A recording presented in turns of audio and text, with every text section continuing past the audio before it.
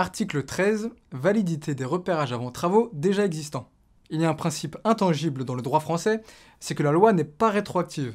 Donc on ne demandera pas à ce que tous les repérages déjà réalisés soient conformes au nouvel arrêté. Toutefois, dans des cas bien particuliers, le législateur peut déroger à cette règle, et ici l'arrêté précise la règle à suivre. Si le repérage avant travaux a été réalisé avant l'entrée en vigueur du présent arrêté et selon les dispositions de la norme NFX 46020 de 2017, il tient lieu de repérage selon la nouvelle réglementation et n'a pas besoin d'être complété ou actualisé. Donc, pas de souci.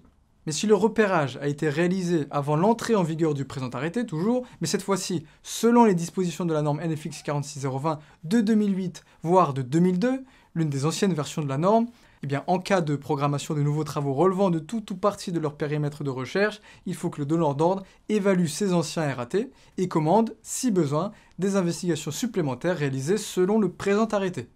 Les donneurs d'ordre auront donc souvent besoin de l'aide des opérateurs dans cette évaluation de leurs anciens RAT. Toutefois, pour éviter les mises en cause ultérieures, il faudra que le donneur d'ordre valide cette évaluation par écrit lors de la commande des investigations supplémentaires.